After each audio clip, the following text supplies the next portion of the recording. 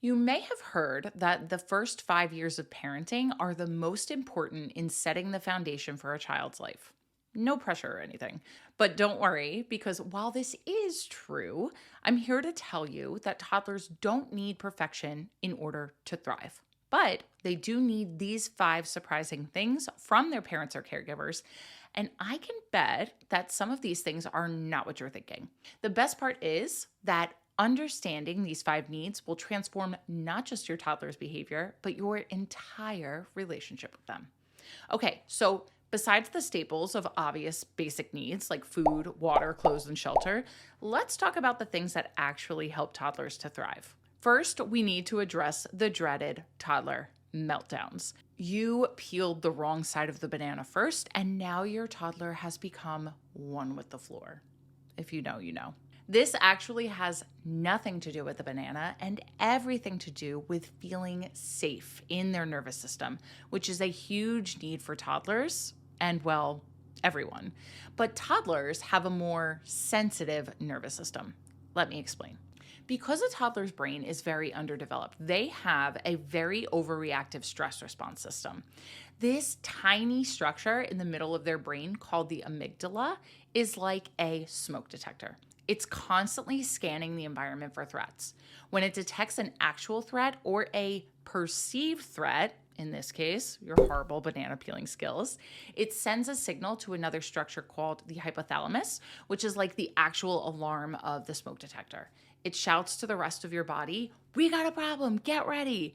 And then your adrenal glands release chemicals like adrenaline and cortisol that help prepare the body to face the problem, run away from it, or freeze in place, aka the fight, flight, or freeze response.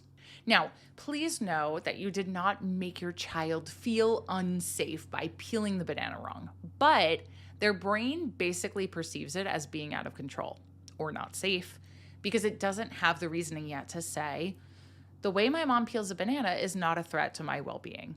And I know this sounds so hilarious to say out loud as I say it, but helping your child feel safe in their nervous system is huge, especially in those early years when they have overactive stress response systems. Now, it's obviously not logical to micromanage everything you do around your toddler in an attempt to avoid setting off their nervous systems. You wouldn't be able to do that anyway because toddlers are unpredictable and sometimes you never know what will set them off. So, here are a few things you can do to help provide them with as much nervous system safety as possible. The first is stick to routines. This makes your toddler's brain feel happy and safe because their day is predictable and they know what to expect. Second, recognize the signs of nervous system dysregulation. When you notice your child's early warning signs like grunting, eyebrows moving together in an angry face, or stomping feet, you can move in with a calming tool to help them regulate before stuff hits the fan. The third thing is to have a calm environment. This will help your child feel safe and help their nervous system to stay regulated. A big part of this is your own self-regulation as a parent, which brings us to our second toddler need, the need for a calm, attuned caregiver. Your regulation as a parent is crucial when it comes to helping your child build their own emotional regulation. When our children are in the toddler and preschool years, they don't have the ability to self-regulate, so they need to do what's called co-regulate, which is when they basically borrow our calm or use our fully developed brains and regulation skills to calm their own nervous systems. But the thing is, in order to co-regulate with our children, we first have to be calm ourselves. You cannot regulate a dysregulated child when you yourself are dysregulated. This is super important to remember, and one of the main reasons we start with you as the parent in the first 3 lessons of the balanced parenting method, because your regulation and calm come first. This is also why self-care is extremely important. And if you're like lots of other toddler parents and how I used to be myself, you probably tend to brush this off. But self-care is not BS. It is truly a part of regulating your nervous system and becoming that calm parent that your child needs. I can go on and on about this topic alone, but I'll have to make a separate video on that. So if you'd like to see that, then drop that in the comments and let me know. The next thing a toddler needs to thrive is consistent, firm, loving boundaries. There are a lot of misconceptions around gentle parenting, that gentle parents don't hold boundaries, but true gentle parenting or positive parenting is not this. This would be what's known as permissive parenting. Boundaries give children opportunities to explore within safety parameters. They quite literally make a child feel safe. Yet, so many parents struggle with not knowing how to set and hold boundaries appropriately. I have a step-by-step guide on how to set and hold boundaries that I will link in the description. But I think where most parents get hung up here is thinking that setting boundaries means being mean or authoritarian, and this just isn't the case. There is a difference between setting boundaries, like I won't let you hit your brother, I need to move you over here to keep everyone safe, and punishment. Go to your room and don't come out until you think about what you've done. Right? So a big part of this is understanding where your child is in their development and what is what we call developmentally appropriate for their age. So basically this means our expectations are aligned with what they're capable of developmentally.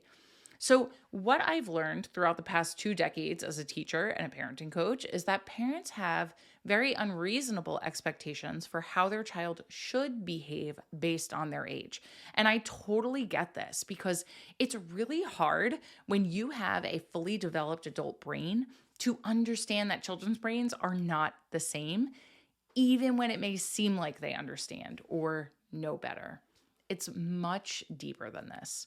When you are aware of what can be expected for your child's development, you are way less likely to be frustrated with them, which in turn makes you a happier, nicer, calmer parent. I once had a client who was expecting her 3-year-old to be able to stop himself from hitting. She wasn't aware that at this age, children don't have the development in the part of the brain that houses impulse control. So she was getting increasingly frustrated every time he would hit his brother. But once she learned that this was on target for his development, she was much more curious and understanding about the behavior and was able to approach it from a state of calm instead of frustration. And I'm not saying that this behavior is okay. However, it can be more expected and understood the more you educate yourself. That's why I'm so adamant about helping parents understand their child's development, because it can be such a big help to the child's growth and the parent's understanding and curiosity. So the next thing a toddler needs to thrive is a consistent, secure attachment with their primary caregiver. So there are 4 main attachment styles that children form with their caregivers, which are anxious, avoidant, disorganized, and secure. And I'm not going to go into all of them in this video, but it is important to know that studies have repeatedly shown that children who have a secure attachment with their parents or caregivers tend to have the best outcomes later in life. So what exactly defines a secure attachment? This is when a caregiver shows up consistently and warmly to their child's needs. So for example, the child cries, they turn to their parent, they know their parent will come over and figure out what the child needs. In turn, the child grows up understanding that they have a safe, reliable base to turn to when things get tough. So think about when a toddler falls down. What do? They look up to see how their parent reacts. This is secure attachment in action. Now, there are tons of things that we can do to cultivate a secure connection with our toddlers and preschoolers. So if you want to know what they are, then go check out this video right now.